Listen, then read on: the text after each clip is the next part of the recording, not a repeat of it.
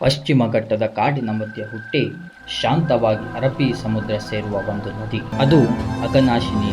ಶಿರಸಿ, ಸಿದ್ದಾಪುರ, ಕುಮಟಾ ಮತ್ತು ಹೊನ್ನಾವರ ತಾಲೂಕಿನ ಜನರಿಗೆ ಇದು ಕೇವಲ ನದಿಯಲ್ಲ, ಇದೊಂದು ಜೀವನಾಡಿ. ಈ ನದಿ ಮಲಿನವಾಗದ, ಕೈಗಾರಿಕಾ ಕಸದಿಂದ ಮುಕ್ತವಾದ ಕರ್ನಾಟಕದ ಕೆಲವು ಶುದ್ಧ ನದಿಗಳಲ್ಲಿ ಒಂದಾಗಿದೆ. ಇದು ಕೇವಲ ನೀರಿನ ಹರಿವು ಅಲ್ಲ, ಇದು ಉತ್ತರ ಕನ್ನಡ ಜಿಲ್ಲೆಯ ಹೃದಯದ ಧ್ವನಿ. ಈ ನದಿಯ ನೀರಿನಿಂದ ಇಲ್ಲಿನ ರೈತರು ಹೊಲ ಬೆಳೆಯುತ್ತಾರೆ, ಮೀನುಗಾರರು ಬಲೆ ಎಸೆಯುತ್ತಾರೆ, ಮಹಿಳೆಯರು ಬಾವಿಯಿಂದ ನೀರು ತುಂಬುತ್ತಾರೆ, ಮಕ್ಕಳು ನದಿಯಲ್ಲಿ ಆಟವಾಡುತ್ತಾರೆ.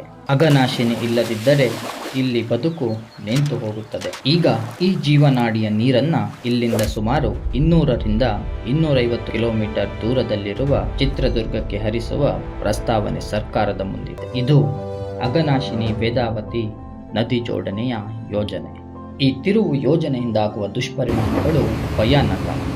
ನದಿಯ ಹರಿವು ಕಡಿಮೆಯಾದರೆ ಕೃಷಿ ನಾಶವಾಗುತ್ತದೆ, ಅಡಿಕೆ ತೋಟಗಳು ನೀರಿಲ್ಲದೆ ಒಣಗುತ್ತವೆ, ಸಿಹಿ ನೀರು ಕಡಿಮೆಯಾದಂತೆ ಸಮುದ್ರದ ಉಪ್ಪು ನೀರು ನದಿಯ ಒಳಭಾಗಕ್ಕೆ ಹೆಚ್ಚು ನುಗ್ಗುತ್ತದೆ.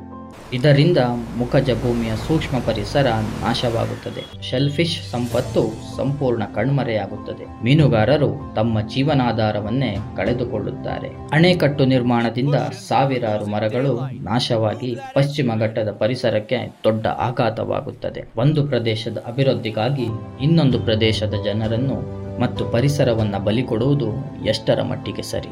ಅಘನಾಶಿನಿ ನದಿ ತಿರುವು ಉತ್ತರ ಕನ್ನಡದ ಜನರ ಪಾಲಿಗೆ ಅನಾಹುತಕಾರಿ ಯೋಜನೆ. ಇದು ಕೇವಲ ನೀರಿನ ಸಮಸ್ಯೆ ಅಲ್ಲ, ಇದು ಇಲ್ಲಿನ ಜನರ ಬದುಕಿನ ಪ್ರಶ್ನೆ. ನಾವು ನದಿಯನ್ನೇ ನಂಬಿ ಬದುಕುತ್ತಿದ್ದೇವೆ, ಆ ನದಿಯನ್ನೇ ಉಳಿಸೋಣ.